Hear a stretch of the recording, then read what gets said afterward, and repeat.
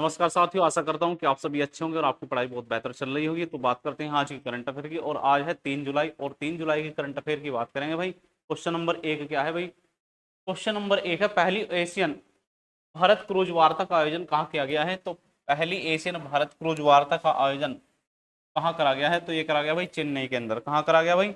चेन्नई के अंदर करा गया है। ठीक है भाई, चलिए, चेन्नई के अंदर करा गया है।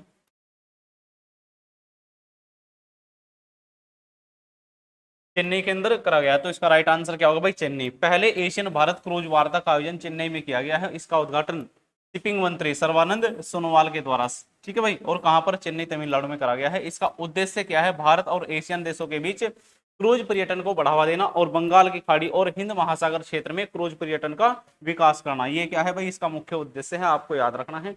उसके बाद बात करते हैं नेक्स्ट क्वेश्चन की। तो हाल ही में नेशनल डॉक्टर्स डे कब मनाया गया है? तो ये मनाया गया भाई 1 जुलाई को। कब मनाया गया भाई? 1 जुलाई को मनाया गया है। हर साल भारत में 1 जुलाई को नेशनल डॉक्टर डे मनाया जाता है। नेशनल डॉक्टर डे के उन सभी डॉक्टरों के लिए एक सम्मान के तौर पर मनाया जाता है जो मानव जीवन को बचाने, रोगों से लड़ने और स्वस्थ समाज के निर्माण में योगदान दे रहे हैं। तो ये भी बात आपको ध्यान रखनी है।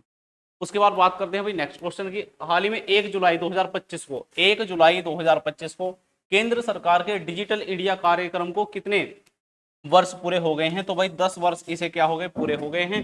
डिजिटल इंडिया प्रोग्राम 2025 ये शुरू करा गया था भाई 2015 के अंदर। तो वर्तमान में इसे कितने वर्ष पूरे हुए? वर्तमान में 10 वर्ष यह पूरे कर चुका है। इसका उद्देश्य क्या था भाई? भारत को डिजिटल रूप से सशक्त समाज को और ज्ञान आधारित अर्थव्यवस्था में बदलना। इस प्रोग्राम का प्रमुख नारा है पावर टू इम्प्रूव मंत्रालय, यानी कि इलेक्ट्रॉनिक्स एंड आईटी मिनिस्टर। ठीक है भाई, ये आपको ध्यान रखना है। उसके बाद नेक्स्ट क्वेश्चन की बात करते हैं। हाल ही में एरी सिल्क किस राज्य से संबंधित है जिसे क्या दिया गया भाई? जीआई टैग दिया गया। ध्यान रखना भाई, एरी सिल्क ये किस राज्य से संबंधित है? ये है भाई मेघालय से संबंधित, और इसे क्या दिया गया हाल ही में? GI tag.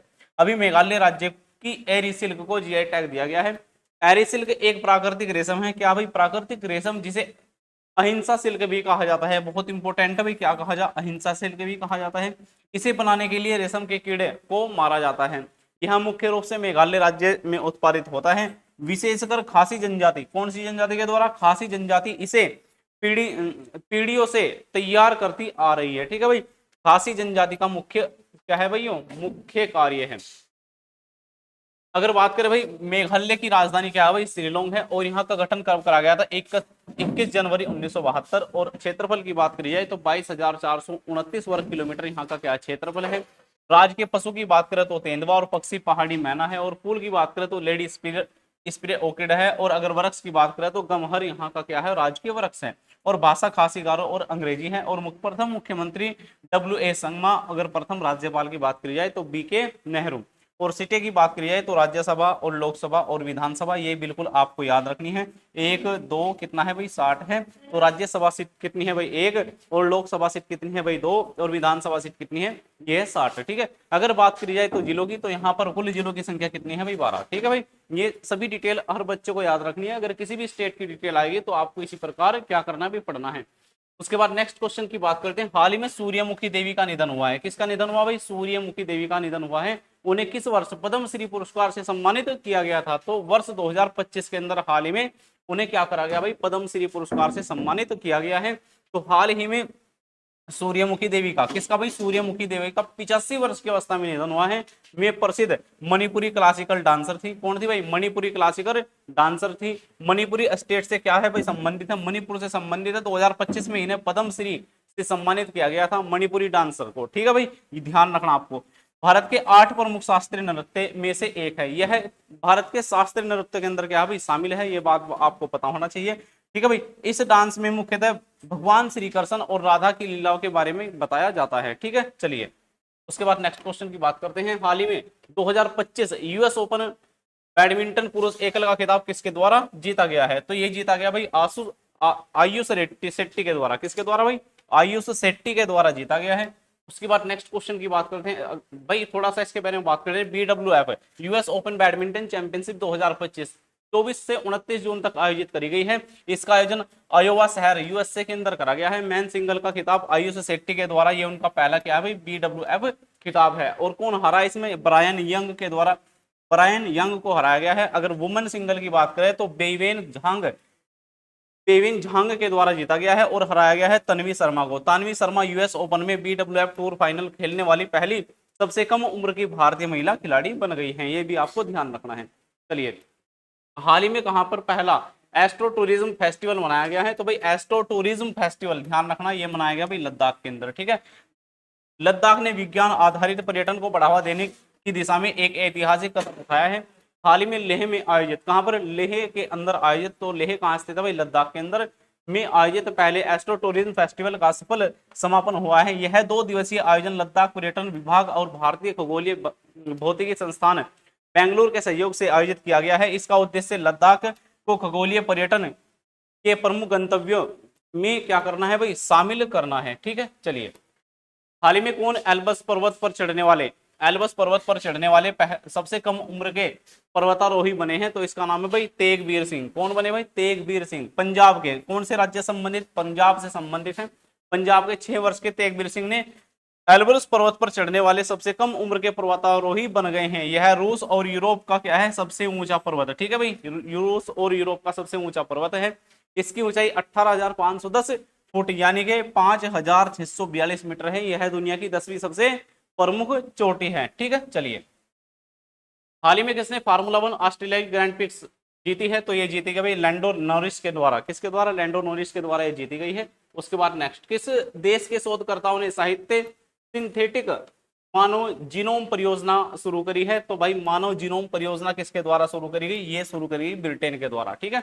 एक बार इसकी डिटेल की बात करते हैं भाई। यूनाइटेड किंगडम के शोधकर्ताओं ने एक महत्वाकांक्षी पहल शुरू करी है, सिंथेटिक ह्यूमन जीनोम प्रोजेक्ट, जो मानव जीनोम को पढ़ने से लेकर उसे लिखने के प्रयास तक की एक साहित्य छलांग का प्रतिनिधित्व करता है। चलिए, हाल ही में किस केंद्रीय मंत्री ने फुटबॉल फॉर स्कूल्स कार्यक्रम के तहत कोलकाता में फुटबॉल वितरण शुरू किया है? तो भाई किसके द्वारा करा गया? धर्मेंद्र प्रधान। और धर्मेंद्र प्रधान के बारे में आपको पता होना चाहिए, पहले ये पेट्रोलियम मंत्री थे और वर्तमान में क्या भाई? वर्तमान है शिक्षा मंत्री। धर्मेंद्र प्रधान ने कोलकाता पश्चिम बंगाल के PM श्री केंद्रीय विश्वविद्यालय फोर्ट विलियम यानी कि फोर्ट विलियम विद्यालय यही है, ठीक है भाई, कार्यक्रम का उद्घाटन किया है। इस पहल को शिक्षा मंत्रालय और ऑल इंडिया फुटबॉल फेडरेशन ने मिलकर आयोजित किया है। इस कार्यक्रम के तहत कोलकाता जिले के 349 स्कूलों में 2,487 फुटबॉल वितरित किए जाएंगे। चलिए, हाल ही में GST कलेक्शन कितने साल में दोगुना होकर 22.08 लाख करोड़ के रिकॉर्ड लेवल पर पहुंच गया है? तो कितने साल बाद भाई? 5 साल के अंदर, ठीक है। भारत में वस्तु एवं सेवा कर, ठीक है। GST के बारे में आप जानते होंगे, GST के प्रकार भी आपको पता होगा। व्यवस्था जिसमें वर्ष 2017 में लागू किया गया था ने राजस्व संग्रह के दौरान के क्षेत्र में उल्लेखनीय वृद्धि दर्ज की है। वित्त वर्ष 2024-25 में भारत की सकल यानी कि GST संग्रह 22.08 करोड़ तक पहुंच गई है, जो अब तक का सर्वाधिक वार्षिक संग्रह है, ठीक है भाई। यह उपलब्धि FY21 के 11.37 लाख करोड़ से दुगनी वृद्धि को दर्शाता है, ठीक है। चलिए, हाल ही में किस देश के PM, क्या नाम है भाई इनका? पेंटोगान चीनावात्रा को प्रधानमंत्री पद से निलंबित कर दिया गया है। बहुत इंपॉर्टेंट क्वेश्चन है भाई, कहाँ के हैं ये है भाई? थाईलैंड के। इन हाल ही में क्या करा भाई? निलंबित करा गया, ये आपको ध्यान रखना। थाईलैंड के संवैधानिक न्यायालय ने कंबोडिया के पूर्व प्रधानमंत्री हुन सेन के साथ लीक हुए फोन कॉल के कारण प्रधानमंत्री को पद से क्या कर दिया भाई? निलंबित करा गया है। बहुत इंपॉर्टेंट क्वेश्चन है, याद आपको रखना है। हाल ही में कहा प्राचीन हड़प्पा कालीन कब्रगाह की खोज करी गई? तो भाई ये खोज करी गई गुजरात के अंदर। ये क्वेश्चन हाल ही में एक बार पहले भी आपको देखने के लिए मिला था। तो गुजरात के कच्छ जिले में लाकापार गांव में एक प्रारंभिक हड़प्पा कालीन कब्रगाह की खोज हुई है। यह खोज केरल विश्वविद्यालय के पुरातत्व विभाग द्वारा करी गई है, ठीक है भाई। पुरातत्व विभाग के द्वारा ये सभी खोज करी गई है। और अगर कोई भी राज्य आपको मिलता है तो उसकी डिटेल आपको बिल्कुल क्या है भाई? बेहतर ध्यान रखनी है, ठीक है। चलिए, बात करते हैं गुजरात की। अगर गुजरात के मैप की बात करते हैं तो भाई गुजरात की जो सीमाएं हैं वे आप सभी को ध्यान रखनी है।